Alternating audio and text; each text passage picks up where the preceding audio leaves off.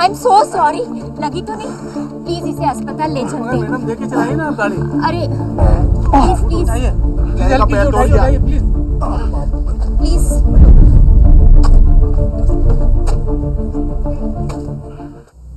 ये कहानी है दिल्ली की एयरफोर्स कॉलोनी में रहने वाली सुधा और 12वीं में पढ़ने वाले एक लड़के की। सुधा का पति एयरफोर्स में सर्जेंट था और वो लड़का एक रिटायर्ड एयरफोर्स ऑफिसर का बेटा। उस रोज उस एक्सीडेंट के बाद उस लड़के को तो कुछ भी नहीं हुआ, लेकिन उस एक्सीडेंट के बाद जिस कहानी की शुरुआत हुई उसने सारे शहर में फैला दी सनसनी। Please come. निखिल, देखो तुमसे मिलने कौन आया है। हाय निखिल, हाउ आर यू? कैसे हो? अरे अरे relax, this is for you. Thanks ma'am. आप लोग बातें कीजिए, मैं अभी आता हूँ। तो अब तुम्हारे पैर की हालत कैसी है? मैम लेग की हालत तो पूछिए मत, अभी हालत ज्यादा ठीक नहीं है और डॉक्टर ने भी चलने से मना कर दिया। 2 महीने तो जाएंगे इसको ठीक होने। आई एम सो सॉरी, ये सब मेरी वजह से हुआ ना। अरे नहीं मैम, आपकी कोई गलती नहीं थी। अगर आपकी जगह कोई और भी होता ना तो उससे भी यही होता। वो तो अच्छा हुआ टाइम पर आपने ब्रेक लगा दी, ये तो चोट और बढ़ जाती। So sweet. क्या स्वीट मैम, प्रॉब्लम तो ये प्लास्टर है। अभी 2 महीने इस बेड पे पड़ा पड़ा मैं बोर हो जाऊंगा। और आपको मालूम है इस 2 महीने की वजह से मेरी ट्यूशंस पर बहुत इफेक्ट पड़ने वाला। वैसे देखा जाए तो तुम्हारी प्रॉब्लम बहुत बड़ी है। बहुत बड़ी है। पर यू नो व्हाट, तुम्हारे इस प्रॉब्लम का सलूशन है मेरे पास। वो क्या? What if I come and give you private tuitions every day? Really? That's a good idea. इसी बहाने तुमसे मिला भी करूंगी और मेरे नुकसान की भरपाई भी हो जाएगी। Oh, so nice of you, ma'am. Thank you very much. तो मिलते हैं कल। Bye, take care. सुधा और निखिल का घर एक ही इलाके में था। सुधा शादीशुदा थी और उसकी एक 3 साल की बेटी भी थी। लेकिन जब उसने देखा कि उसकी एक गलती की वजह से निखिल की पढ़ाई पर असर पड़ रहा है, तो उसने वक्त निकालकर निखिल को पढ़ाने का फैसला कर लिया। और फिर यहीं से एक ऐसे रिश्ते की शुरुआत हुई जिसके अंजाम ने हर किसी को दहला दिया। See this?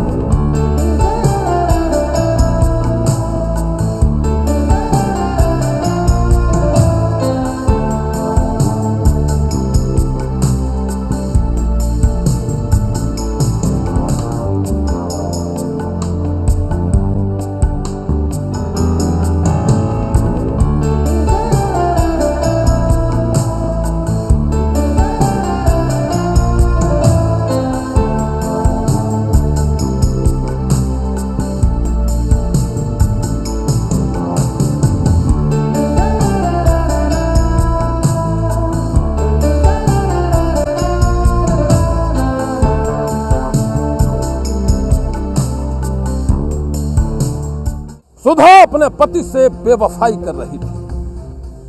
वो चोरी छिपे अपने प्रेमी से मिलती जुलती थी, लेकिन उसकी ये करतूत ज्यादा दिनों तक छिप नहीं सकी। इलाके के लोगों को इसकी भनक लग गई और उन लोगों ने इसकी खबर उसके पति रमेश को कर दी।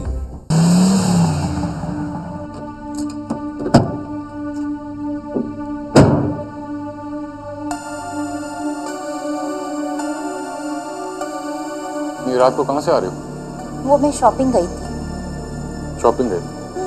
अच्छा, तो शॉपिंग का सामान कहाँ है?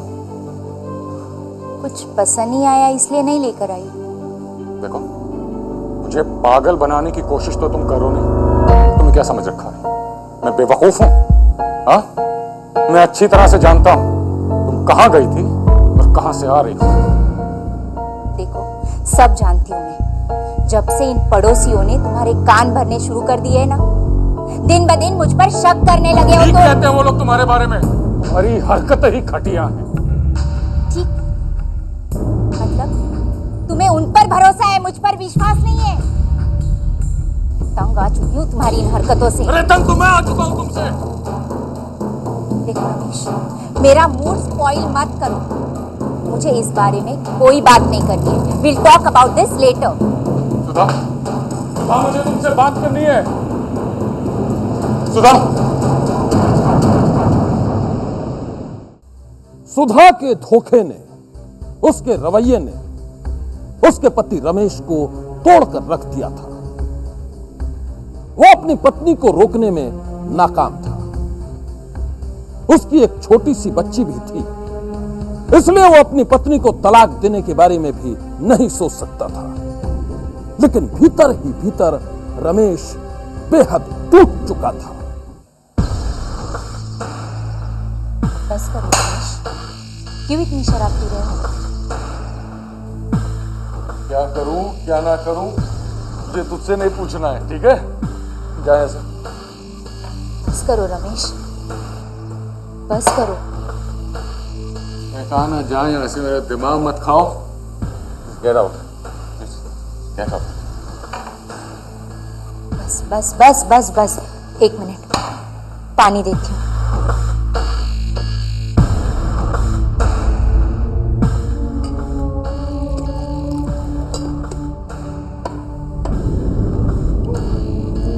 रमेश, ये लो, पानी पी लो, पानी पी लो, पानी पी लो, जल्दी पी लो।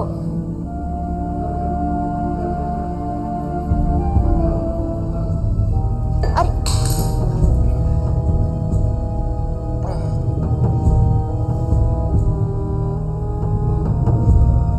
रमेश, रमेश, रमेश,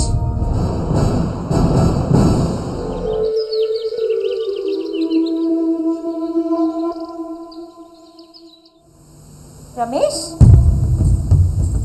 रमेश, रमेश, रमेश, रमेश, रमेश क्या हुआ? रमेश, रमेश क्या हुआ तुम्हें? रमेश, रमेश, क्या करूं मैं? क्या करूं? किसी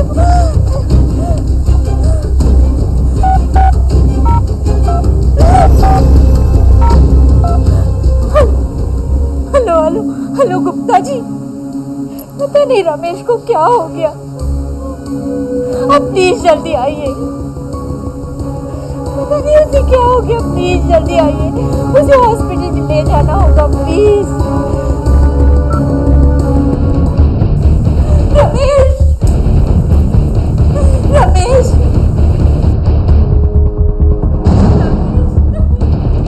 अरे भाभी क्या हो गया? पता नहीं क्या हो गया, देखो ना सर। अरे उठाओ इनको, उठाओ, चलो उठाओ।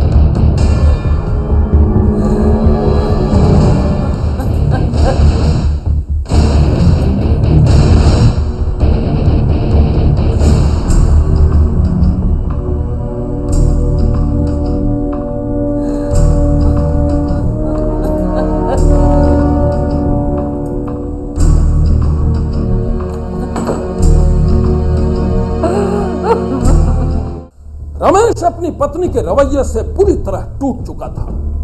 उसने खुद को शराब के नशे में डुबो लिया था और फिर एक रोज उसकी पत्नी सुधा को बाथरूम में मिली उसकी लाश। आखिर कैसे हुई थी रमेश की मौत? क्या वो नशे की हालत में बाथरूम में गिरकर किसी हादसे का शिकार हो गया था, या फिर उसने की थी खुदकुशी?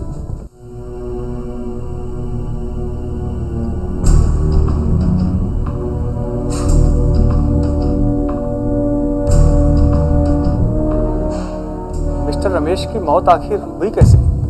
सर इसके बारे में हमें कुछ नहीं पता, लेकिन इसकी पत्नी ने हमें बताया था कि रात में इसने शराब बहुत पी रखी थी। हो सकता है नशे की हालत में इसका पैर फिसल गया हो और इसकी मौत हो गई हो सकता है। आप लोगों ने पुलिस को इन्फॉर्म किया? नहीं सर, हम लोग तो इसको लेकर सीधा यहाँ चले हैं। तो ठीक है, हमें पुलिस को इन्फॉर्म करना होगा। क्योंकि मिस्टर रमेश की मौत के कारण का अभी खुलासा नहीं हुआ। हमें लाश का पोस्टमार्टम करवाना। जी हाँ, आप ठीक कह रहे हैं सर।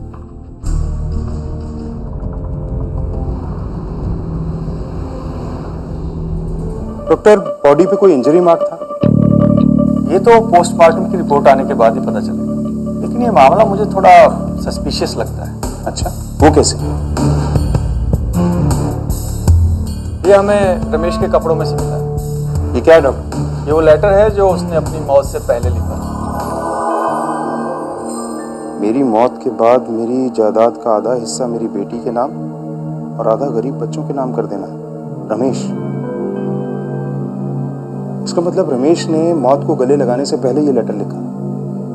और दूसरी बात डॉक्टर, कि रमेश नहीं चाहता था कि उसकी बीवी को उसकी जायदाद में से कुछ भी मिले। इसकी वजह क्या हो सकती है? इसीलिए मैं कह रहा था कि ये मामला थोड़ा सस्पिशियस है।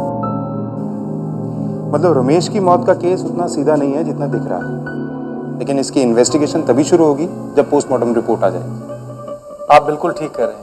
एक बार पोस्टमार्टम रिपोर्ट आ जाएगी तो मौत की वजह का भी पता लगेगा। That's right. Okay doctor, thank you.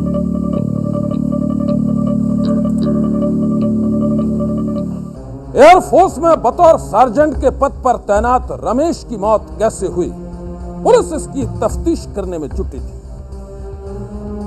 और रमेश की मौत का सच जानने के लिए पुलिस को उसकी पोस्टमार्टम रिपोर्ट का इंतजार था। Hello doctor. हेलो इंस्पेक्टर साहब, how are you? I am fine doctor. वो पोस्टमार्टम की रिपोर्ट आ गई? जी हाँ, रमेश की पोस्टमार्टम रिपोर्ट आ गई है और हमारा शक एकदम सही निकला। मतलब ये है कि रमेश के गले पर चोट के निशान पाए गए। रमेश ने खुदकुशी नहीं की है, बल्कि किसी ने उसका कत्ल किया है। ठीक है डॉक्टर साहब, कत्ल की वजह सामने आ गई है तो जल्द ही कातिल भी बेनकाब हो जाएगा। Thank you doctor. Okay inspector साहब।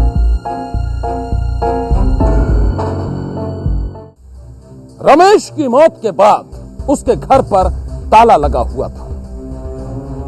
इलाके के लोगों को सुधा ने बताया कि वो अपने मायके में रहती है, लेकिन हकीकत ये थी कि सुधा अपने प्रेमी निखिल के साथ एक किराए के मकान में रह रही थी। हेलो। हाँ सुंदर बोल। सर, वो एयरफोर्स वाली औरत है ना सुधा। हाँ, क्या हुआ? सर हुआ कुछ नहीं, बस वो अपने मायके में नहीं रहती, अपने प्रेमी के साथ रहती है सर। क्या, कहाँ रहती है? सर वो उन दोनों ने किराए पे घर ले रखा है और वो दोनों वहीं रहते हैं सर। तू एड्रेस बोल। हाँ, अच्छा, कौन सा number? Okay okay sir, thank you.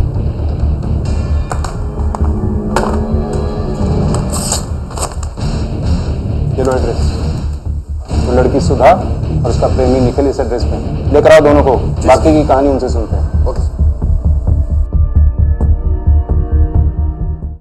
अच्छा, तो ऐसे नहीं बोलेंगे आप?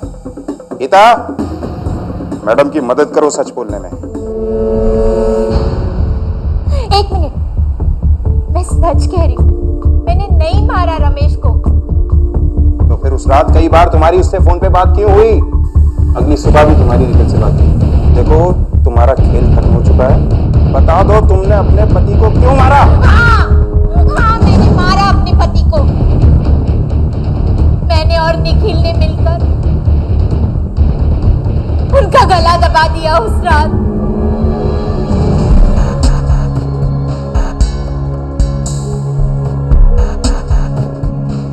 वो बेहोश हो गया।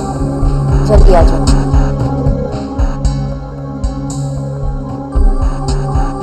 एक नापाक रिश्ते के लिए तुमने अपने पति को मार डाला। अपने ही हाथों से अपना घर बर्बाद किया तुमने।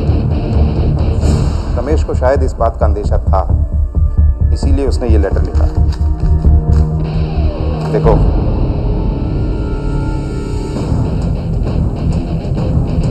मेरी मौत के बाद मेरी जायदाद का आधा हिस्सा मेरी बेटी को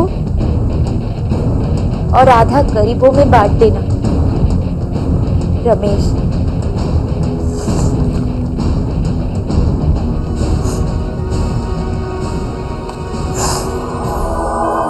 रमेश के इस लेटर के बाद ही मुझे शक हुआ कि उसकी मौत एक्सीडेंटल नहीं हो सकती। गीता, लेके जाओ मैडम को।